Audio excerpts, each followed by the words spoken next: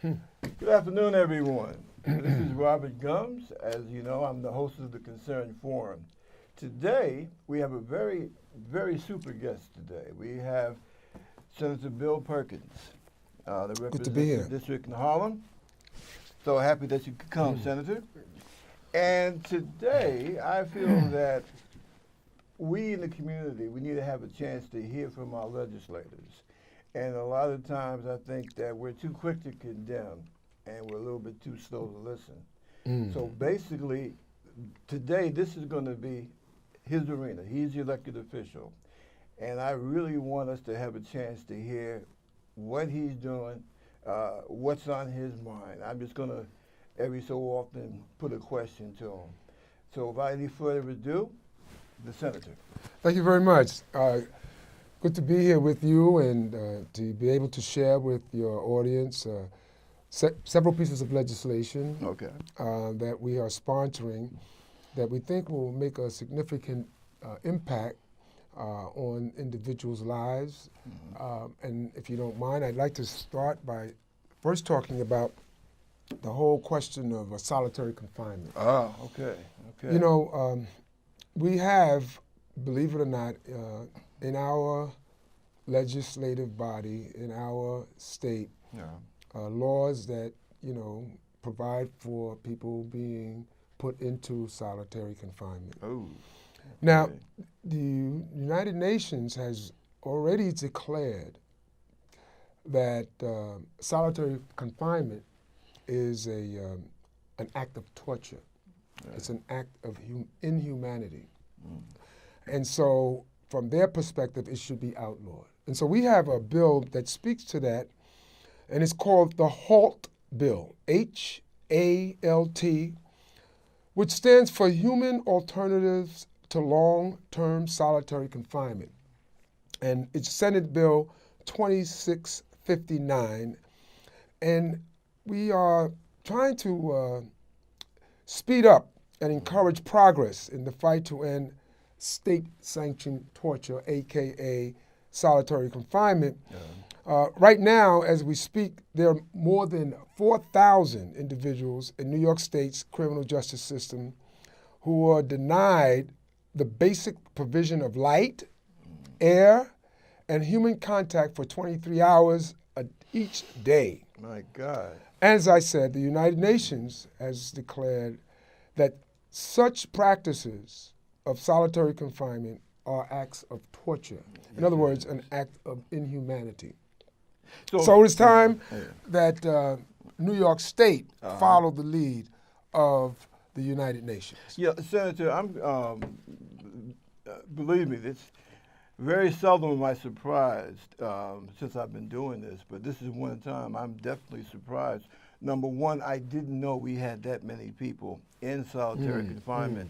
And number two, that sounds like something that you would find in Iran or Saudi Arabia or one of those places that's known for inhumane treatment of people that are in jail.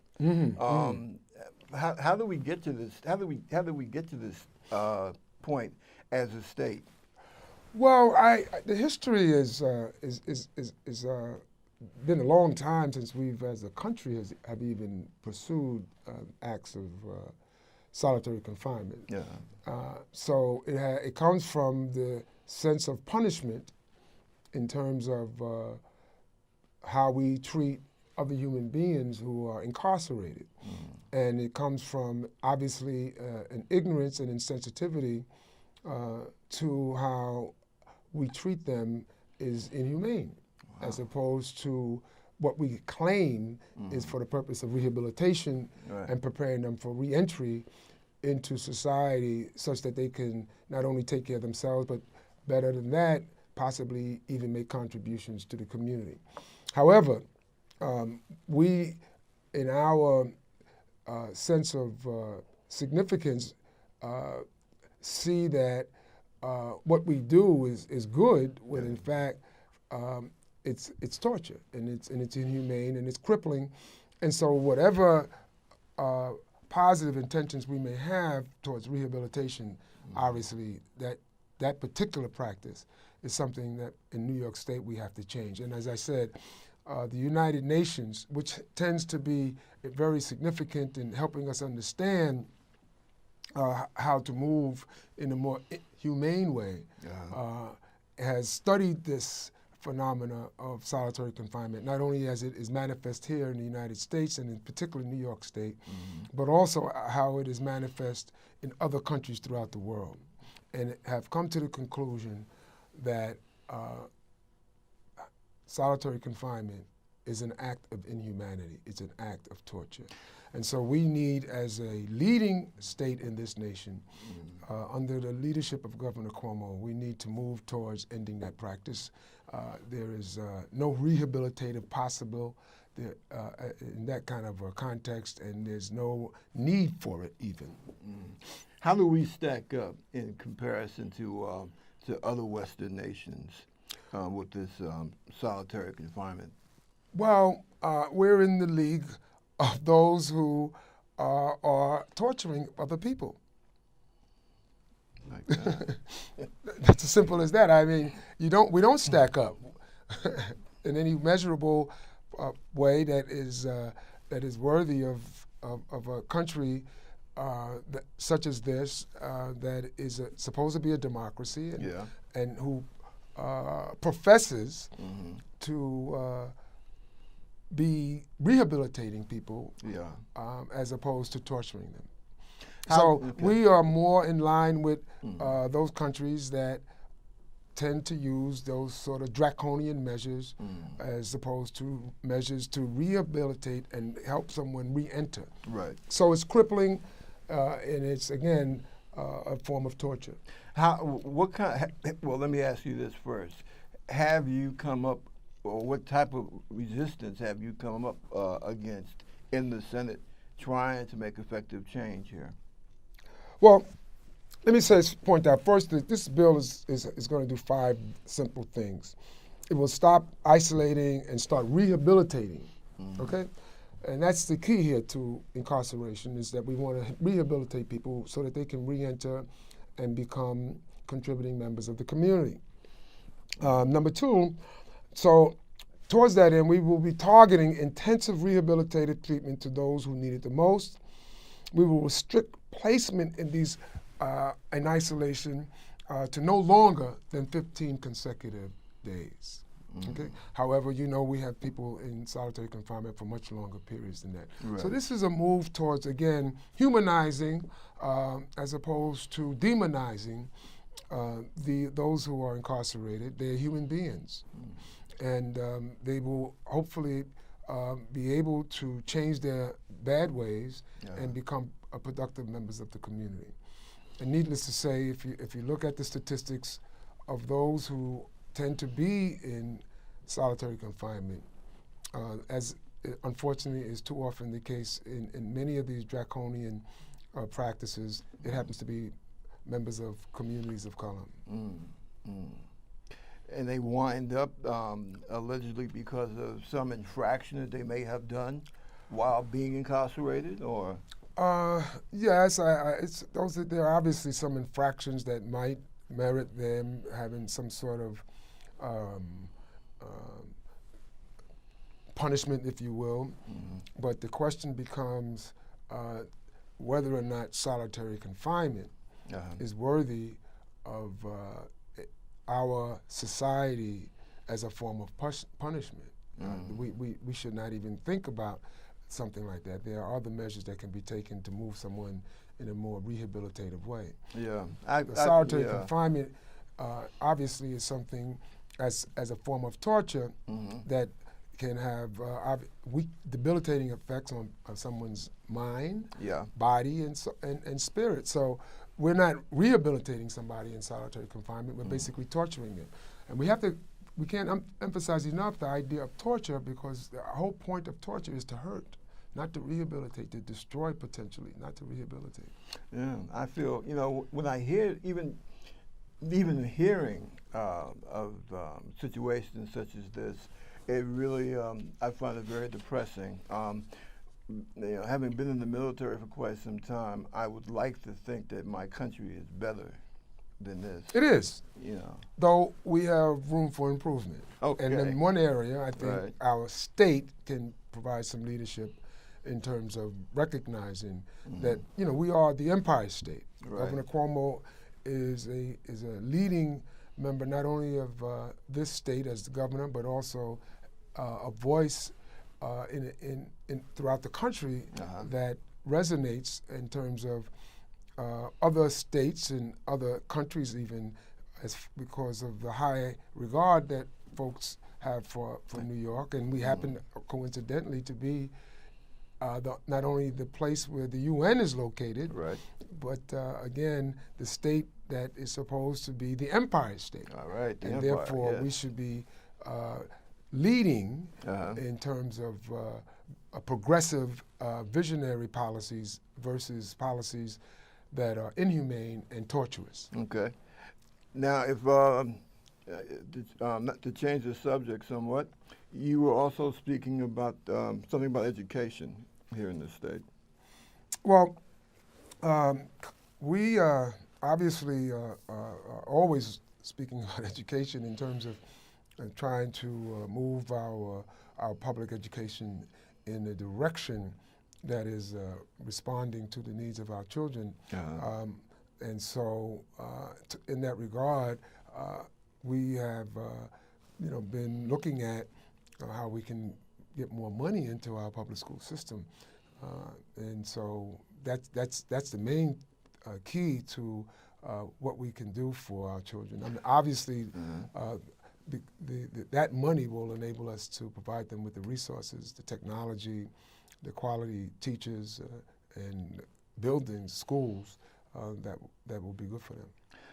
One of the things that I have a great concern about, and that is this debate, this big debate, charter versus public schools. Can we get your feelings on that?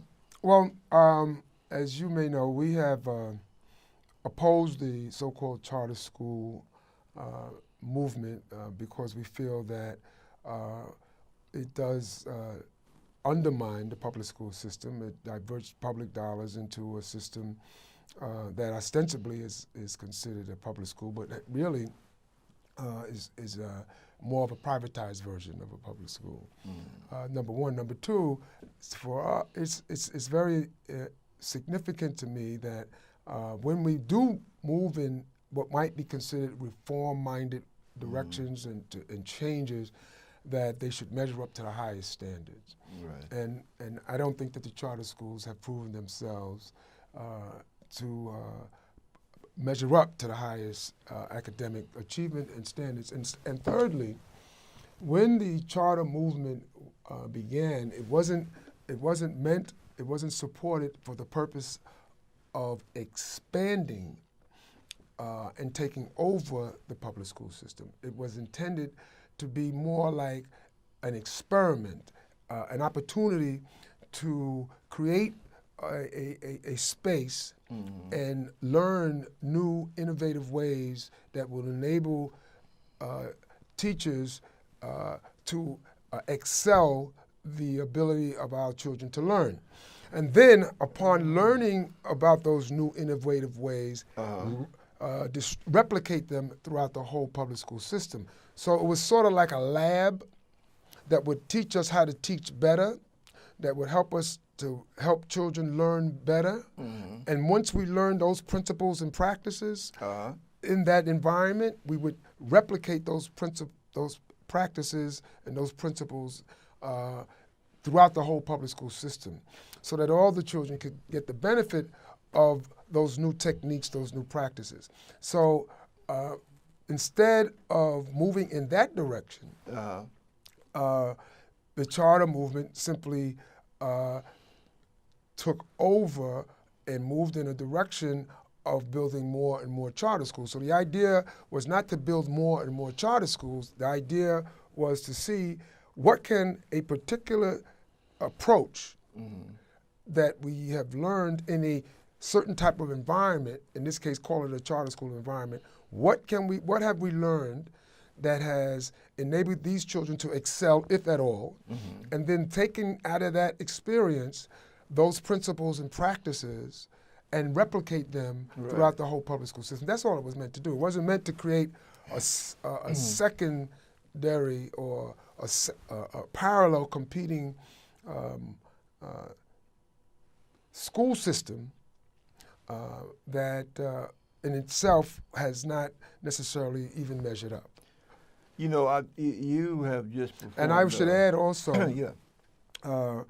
parenthetically and perhaps very importantly, when the charter movement started, it did not start here in New York City. It started in places like Albany, New York, and there they basically flourished in terms of opening up many charter schools, and they all failed and they all closed down. So for those who had hope for the promise of the charter, those parents, those mothers, those families, in that instance, we saw the model that was replicated throughout the country fail miserably, to the extent that they all closed down. And in those cases, by the way, the charter schools were built or did not take over public schools. They were actually given real estate to build their own school or to modify some other piece of property into a school. But the most important thing is this: the idea of the charter movement, when it began, was to say, we want to create sort of a lab type environment called, let's, for the sake of the conversation, a charter school, and learn what does it take to help children become excellent students. To excel, right. To excel. And so, and then once you learn those techniques, those practices, what it takes, then you take those practices and replicate them throughout the system, so that therefore you don't have to necessarily build one charter school and another charter school, another charter school. You just can take the principles of success and the practices of success and replicate them in the schools that already exist, and thereby all of our children simultaneously can more or less get a successful school experience. And so that's never happened. And instead, what happened is it became sort of a situation in which the charter movement expanded in terms of individual schools, networks of schools, in which those who run them make a lot of money, and whether or not they're successful in the way that was expected is still, to be disclosed, because we really have not seen the record of their success in the way that it was supposed to show us. That is, the techniques and the practices that they have learned help children to learn, and we have not seen that. See, I don't think the average, you performed a very valuable service here, because I don't believe that many people in the community even know how this whole thing, I'm just really finding out myself. I mean, we're so used to, arguing about charter versus public, and we really didn't stop to look at, how did this thing come about in the first place? So basically, this is an example of an experiment that just got out of hand, to say the least. But it got out of hand and put a lot of money in some people's pockets, and even from one hand to another. From one hand to somebody's pocket, Exactly. and even included, I dare say, real estate and other related kind of benefits that were never expected to be a part of that support or of that authorization. So we are seeing throughout the country where charters have flourished, they actually have closed down because they have failed miserably, particularly in terms of academic achievement, which is what ultimately we are looking for. Whatever works, we want it. Right. And we want it replicated throughout all the schools. We have yet to find what works and adopt it for all the children. Well, see, I don't I don't know if there is any sincere effort towards that end. Well, see, I don't like this, what I see nowadays. And I see the conservatives are really the ones stirring this pot. I don't like this business about trying to villainize public school teachers. Okay? I think it's wrong. I spent a lot of time in the Middle East and I spent a lot of time in Europe. And I'm sorry to say that the United States, we're the only Western country that demonizes our education professionals. And I think that that's insanity. That goes right along with this thing about, oh, well, public schools are terrible. We need more and more charter. Now, myself, I went to public school for about my first 3 years. After that, I went to Catholic school, okay? Now, to me, that is something somewhat different from a charter school, okay? But what these enemies of public education, and as far as I'm concerned, that's what they are, okay? They don't like anything public. They try to privatize everything, and they try to make us believe that somehow private is always better. Sure. No, it depends upon the issue involved. I think it's necessary for the health of a democracy that you have public education. Sure. Well, there are efforts being made to create the privatization, if you will, of the public sector. Obviously, that's there's a lot of money involved, and folks want it to be in their pockets as opposed to in the way that it presently is functioning. And there is the notion that if it's private, it's better, but that doesn't proven to be the case in all cases. So we have had in this city, to its credit and even to its fact that it was highly regarded as a great place for public education. That's the history of this city. Right. And so we think that we have a history that we can brag about from that point of view, and maybe there's some challenges now that need to be met. And I think we need to focus on fixing our public school system, making them worthy of our children and of the families that send their children to these public schools. New York City's public schools historically were considered some of the best in the country. Right. I don't think that the same type of support, the same type of resources, the same type of respect for public education is being shown as it has been in the past. So there's obviously a somewhat disdainfulness about it in certain sectors. But and so if one wants to have a private education, I'm not saying that one shouldn't go and get a private education. I'm just saying that we need a strong public school sector, and that charter schools have not fit the bill that they claim that they were going to achieve. Now, what about core? How does that figure into this whole discussion in this state about education? I believe that comes down from the Department of Education. Well, how do you feel about that?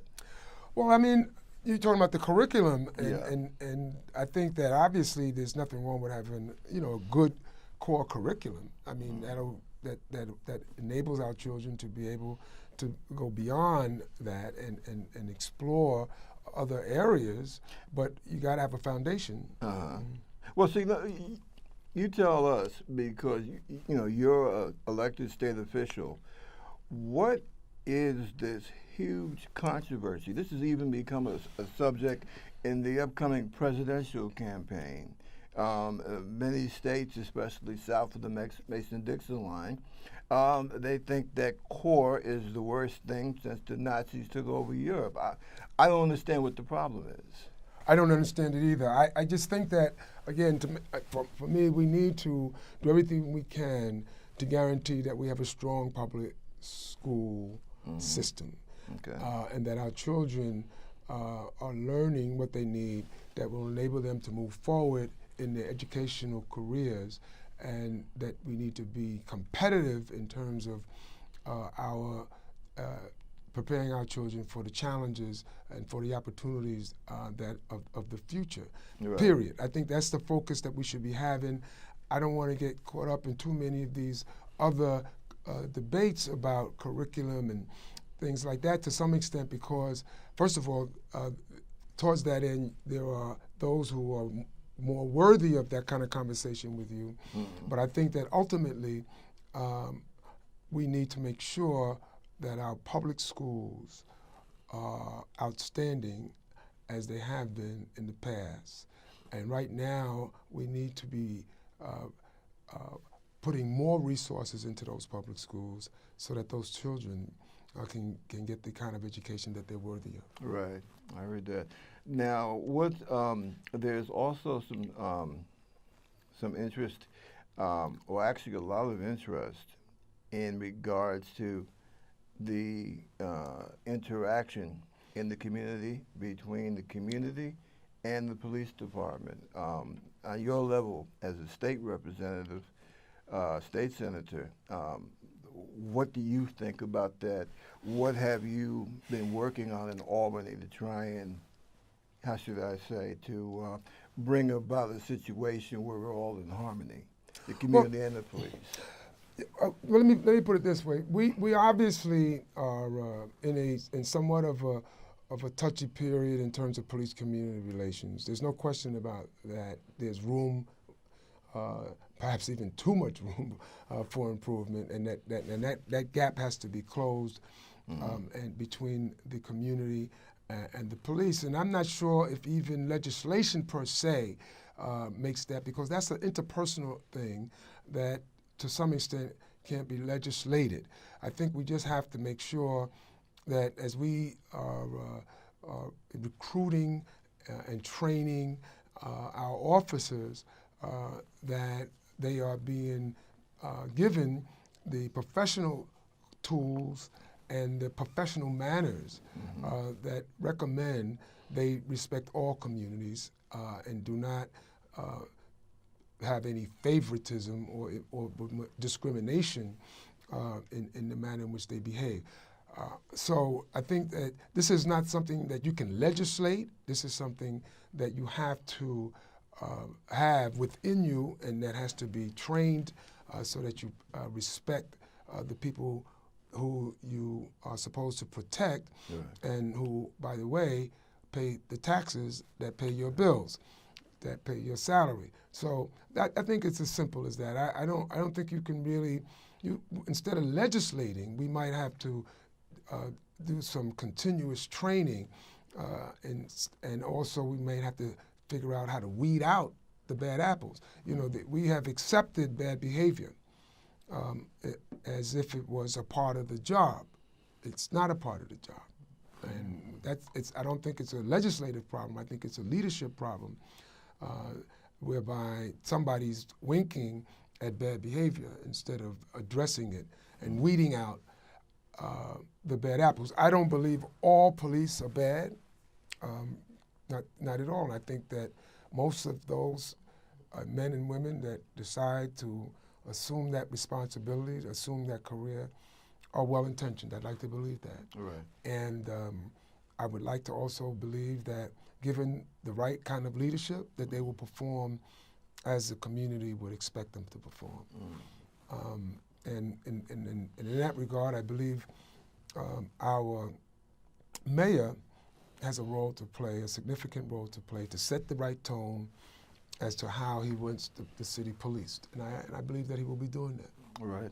I saw something. We've had mayors that were antagonistic towards the community and sent signals to the officers that such bad behavior would be allowed. Would be tolerated, that's correct. Would be tolerated. Yeah. And I don't need to mention any names, but I would believe that through this mayor, we're going to hopefully not only see a different tone, but different behavior altogether. Right. Now, of course, in that regard, he may catch some heat himself because sometimes there's a stubbornness about change. Yeah. I noticed that because there seems to be a little controversy or divergence of opinion between Mr. Lynch, I believe, the head of the police union, and our mayor in regards to the contract. Do you know anything about that? That certain things have to go through the state and cannot just be arbitrarily done at the level of the city. You think you speak to that? No, I really can't speak to that the contract negotiations at this point. But I'm glad that you raised it because it does make me want to look further into it. And obviously, those negotiations are always difficult. Okay. What about the issue of housing? Because we have a housing emergency in this city. I'm quite sure everyone knows that. What is the state doing or going to attempt to do to try and alleviate our housing situation here? Well, we're trying to put dollars into the budget that will flow to some of our community-based organizations that do some of this housing development. We've been somewhat successful in that regard.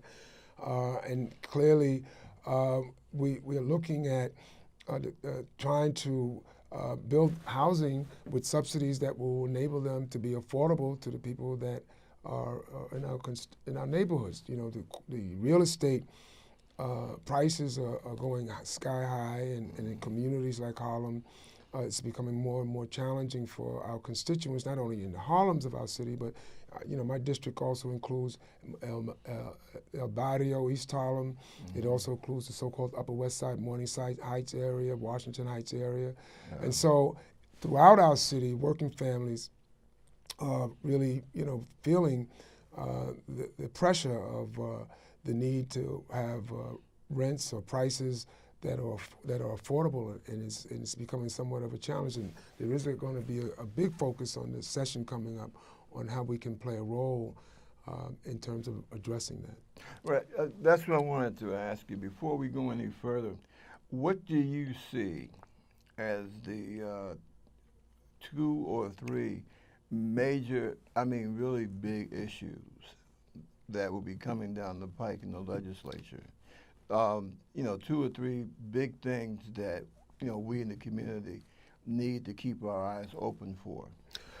Well, for me, I'm very much interested in health. Your health is your wealth, and whatever we can do to push forward legislation, particularly in terms of a universal single-payer health care plan, a bill which I'm sponsoring, then we would be taking a giant step towards addressing a health care crisis that is growing not only in our city but in our state. So again, your health is your wealth, and if we can come up with this legislation, then we will be making a giant step forward. And needless to say, we are looking for your listening audience to be in touch with their legislators, their assembly members, their state senators, to inform them that we need to pass Senate Bill 3525, the New York health bill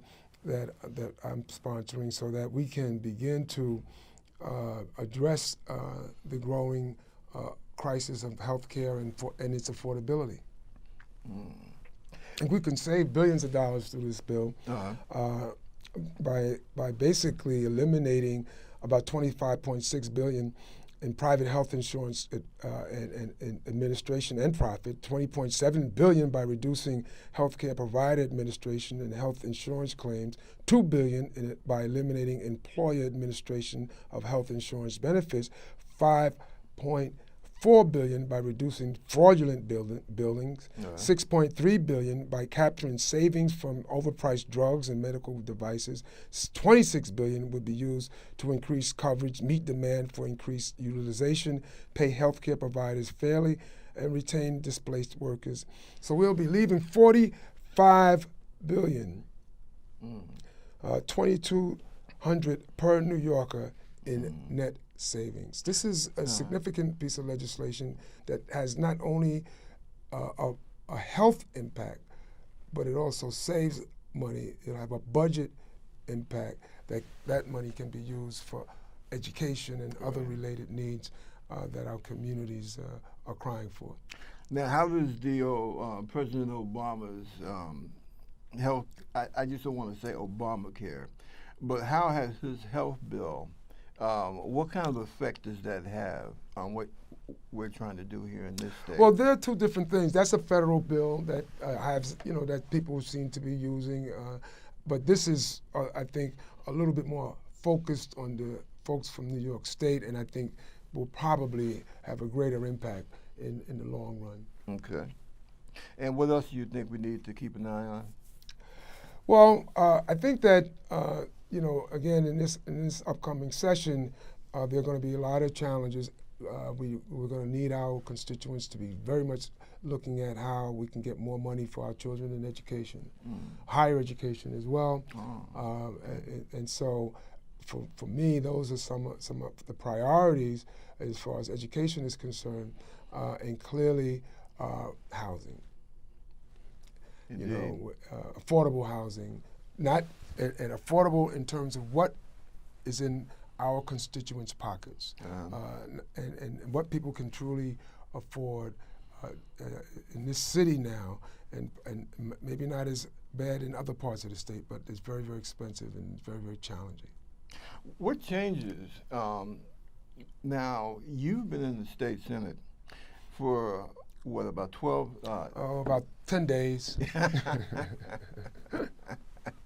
Well, I know you have been one of I've been up there for a while. Yeah, you've been one of our long fighting warriors, and I'm just wondering, what changes have you seen in the state Senate from when you first went in there? Well, when I first arrived, it was a promising period in which we were hopeful that the leadership in the Senate would be in the hands of the Democrats. And to some extent that promise was fulfilled. And so we did have a period in which we were in the leadership of the Senate, and with that leadership, in conjunction with the Democratic leadership of the Assembly, we were able to be somewhat productive, and unfortunately that was a short-lived period. And so we have gone backwards in terms of now that the Senate is in the hands of the Republicans, and so the opportunities to get the kind of policies that we're talking about today legislated and signed into law and practiced with our communities, it's much more challenging now. So we're looking forward to being able to pick up some additional seats and hopefully be back in the majority. Okay. And I was just going to ask if not to try to put you on the spot, but are you going to continue to be our senator for some time? Well, for some time, and hopefully then I'll be given an opportunity to serve as your congressperson. So you plan on running for? Yes. Okay. Without a doubt. Mm-hmm. Okay. Wow. And some of what we are doing on the state level, we'd like to have an opportunity to bring it to national focus as well. Okay. Okay. I'm glad to hear that. Yeah, well, it's good to be here. Yeah, glad to hear that. Let me ask you something else. What I'm trying to understand, because somebody asked me this yesterday when they knew I was going to be coming on with you.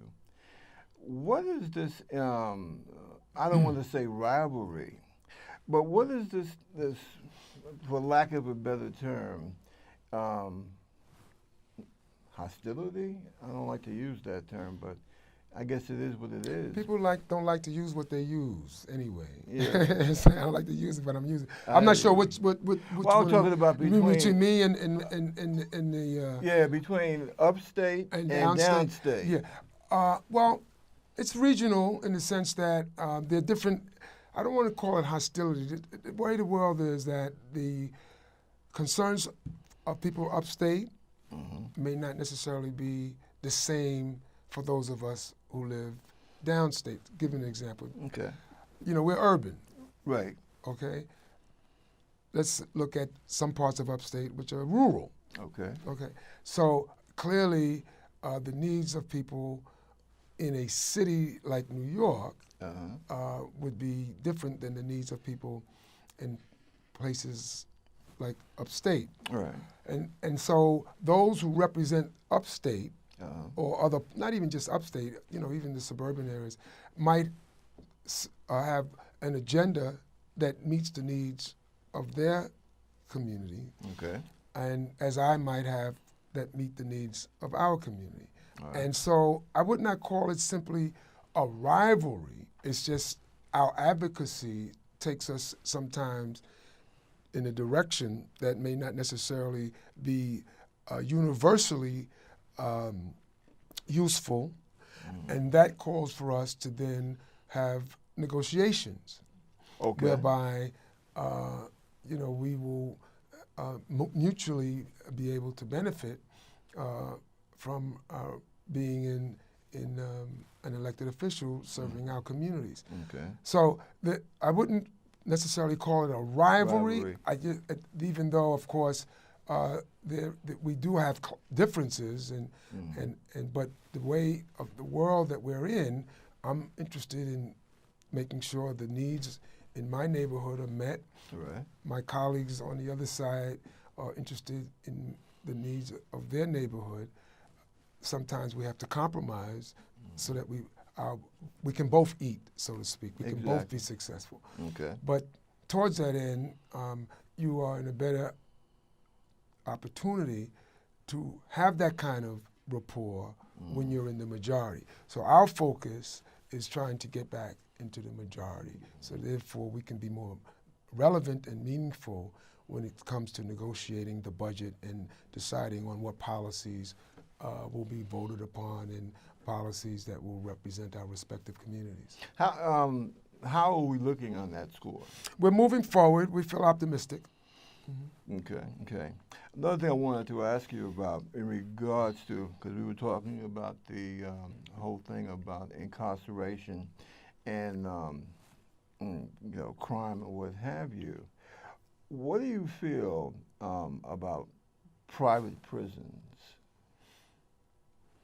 I don't think that it's something that I would support. Okay. Tell me why not. I don't feel that the privatization of the public sector, particularly in terms of prisons, but in other areas as well, like charter schools, is necessarily to the benefit of the community. And I'm not looking into privatization of public institutions, public facilities, public services. I don't see that as necessarily saving money and or providing better rehabilitation or anything of that sort. So why do it? Okay, and that's that seems to be a big issue. Where? When you're talking about other states and down south and out west. And I was saying, let me ask him about that because I hope that doesn't. We're not looking at that as far as I'm concerned. Okay, excellent. I don't see that happening in New York. Excellent. Now, there's no question that there may be some who would like it because it is an opportunity to make money. And people will move in that direction for the sake of making money. But we're not interested in I'm not interested in prisons as a business. Right. Although we know that there's a lot of money in prisons in terms of business, as far as building prisons and people making a living, and as far as providing all the various things that go into making up a prison. However, privatizing it and putting it in somebody's portfolio of ventures, business ventures, is not something that I think is worthy of consideration at this time. Okay. And another thing that I wanted to ask you as well about the whole subject, which seems, again, playing a big part in our upcoming election, the immigration issue. How is that affecting us here in New York State? Well, I think that we in New York are favorable towards immigrants, and anything that we can do to be fair and towards them and welcome them into our communities and offer them the kinds of opportunities that will enable them to be successful in terms of education, in terms of housing, in terms of employment opportunities. I think this is what we stand for. Okay. Okay. Because the reason I ask is because there seems to be a certain feeling on the part of some here that immigration is a bad thing. Not to get too deep on the subject, but you do know one of the legal leading contenders for the Republican nomination, who also happens to be a New Yorker, essentially got his start in this presidential cycle by condemning immigration. And I'm just wondering, how you as a state representative, how you feel towards that. I think it's, it doesn't make sense to me. You understand? This is everyone here is an immigrant if you really want to look at the history. And so we have a statue in the harbor, they call it the Statue of Liberty, that beckons one and all to come to our shores. And I believe that has enabled us to become the great city and the great state that we are and the great nation that we are. So there's no point turning back on that tradition, and if it works, don't fix it. There you go. Okay. Now, another question I want to ask you, transportation. What is being proposed in Albany to help relieve the transportation problem that we have here in the city? In what respect are you talking about? Especially when you're talking about coming off of the highways, West Side Highway, what have you, because it seems that our transportation has gotten, much worse, and we also seem to be having a situation with taxis. Well, that's really something that you're going to see being addressed by our mayor and our city council, which I have to give them an applause for how responsive they've been in terms of addressing some of the transportation issues and traffic issues that have. But there's obviously always challenges in a place like New York because everybody is. We have a lot of cars, and we have a public transportation system that is sometimes in need of repair and improvement. But I think that for the most part, those issues are being addressed primarily through the city council. Okay, because I was curious because I understand that the tunnel or the addition to the Harlem tunnel that originally was supposed to be done a few years ago, but the governor of New Jersey changed his mind. Oh, you're talking specifically about that? Yeah. Well, that's a different arena, and there is, I guess, some concerns. Both sides, both governors have to kind of work together on that one. Right. Okay. So you can imagine sometimes how that challenge is met with some difficulty. Okay, another issue I had in mind also, and I would be remiss if I didn't mention this one. Overall, what do you think the state is doing, or how is the state doing in terms of taking care of veterans?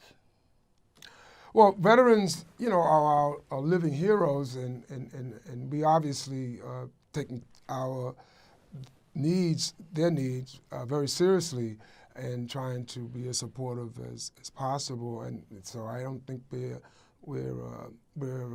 as challenged by that need it's a great need, and we're trying to meet it. But I don't think there's much of a problem on that as far as that's concerned. Everybody loves the veterans.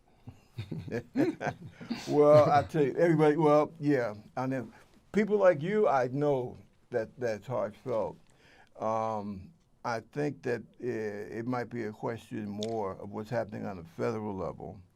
I think that's where, as a veteran, I think that's where our problem really lies in terms of trying to get the necessary help in that sector. Yeah.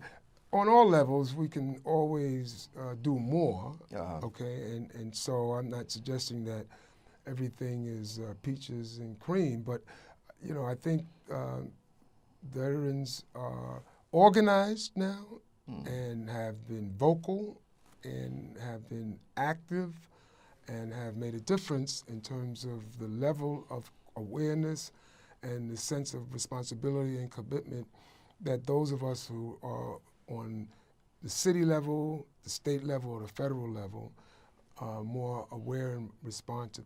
So they're our heroes, and so we want to do all that we can within our means to guarantee that they feel that way and are actually being treated that way. That they have their needs, they have their challenges, as we all do, and they've made their commitment to us, and we want to make sure that we make our commitment to them.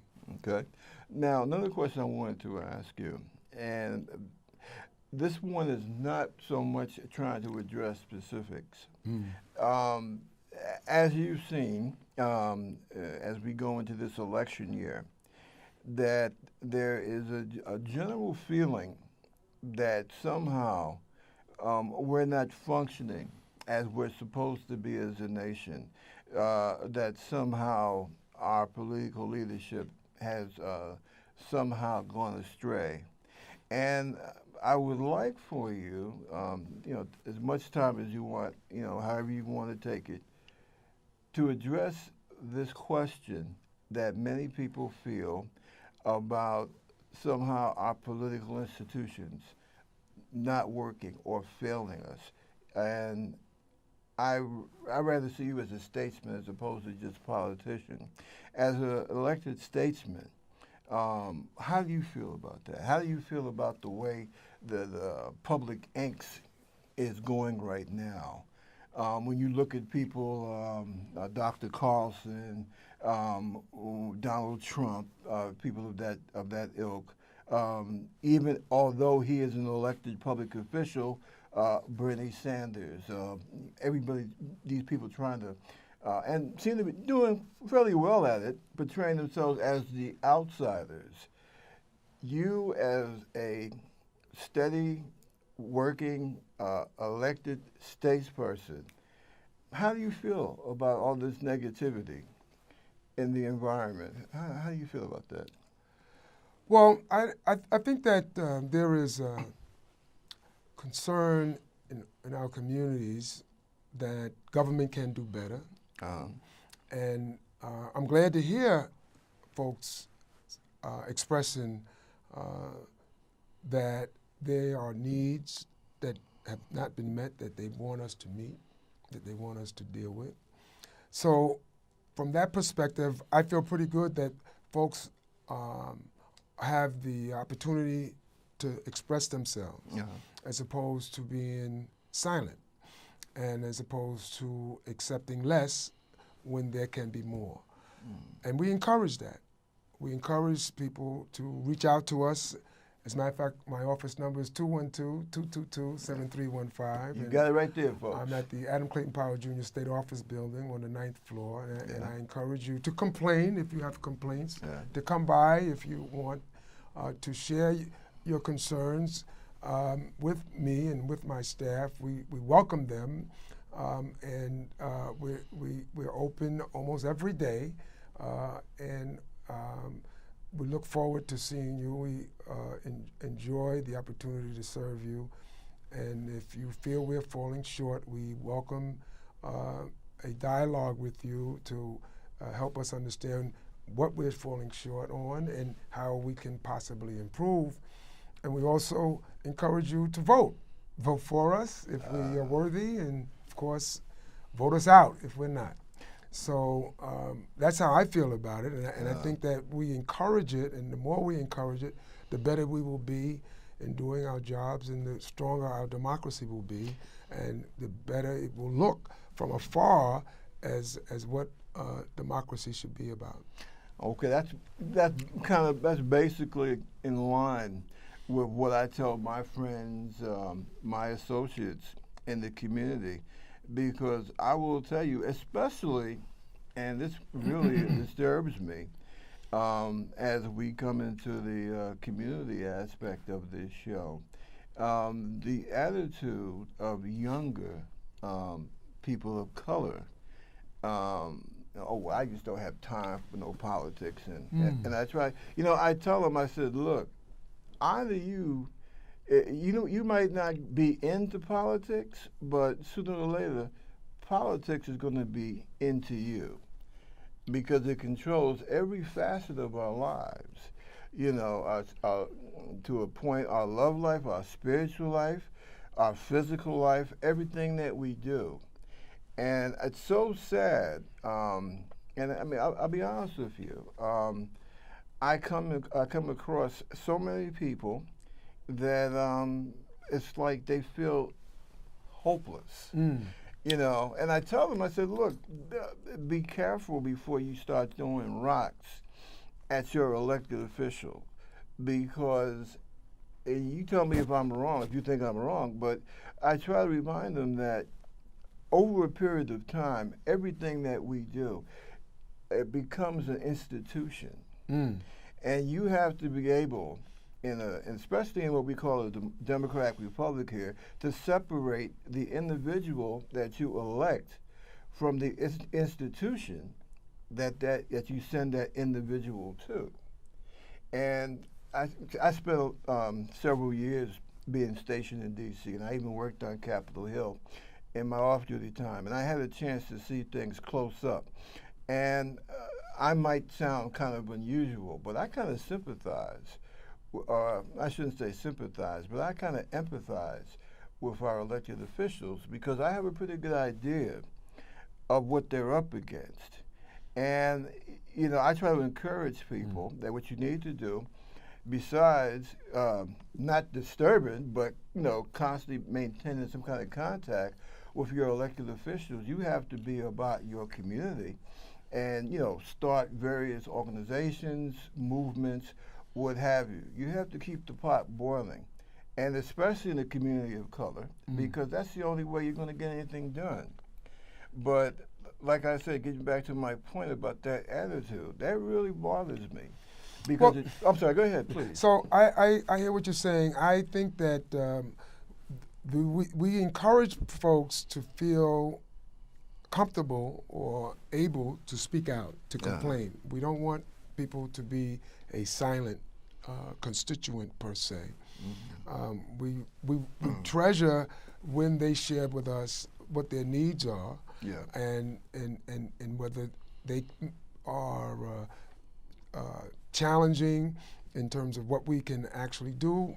Sometimes is disappointing for them as well as for us, because sometimes we cannot get our hands on a solution. On the other hand, democracy encourages the community, the folks that we represent, to complain and to share what their needs are and how we fall short. So I try to make myself very accessible in terms of how I move around the neighborhood. I see you out there from time to time. Yeah, I'm out there. And in terms of wanting people to feel comfortable enough as I'm walking the streets or riding on public transportation to share whatever is on their mind that enables me to be responsive. And so I know that there are times when folks might be a little bit overbearing in terms of how they share their points of view or their needs, but that goes with the job. Right. And I don't think that it defines the job. That's not the major aspect of the job. So I think that otherwise the job is a great privilege, and with the rose comes the thorn. I like that. Well, ladies and gentlemen of the Concerned Forum, here you have it, Senator Bill Perkins. I must say he is a very extremely knowledgeable and lively guest, and I'm so happy that this man is one of the people that are up in Albany representing us. And once again, I thank you for coming on board. Thank you very much. Keep up the good work. Thank you, sir. You take care.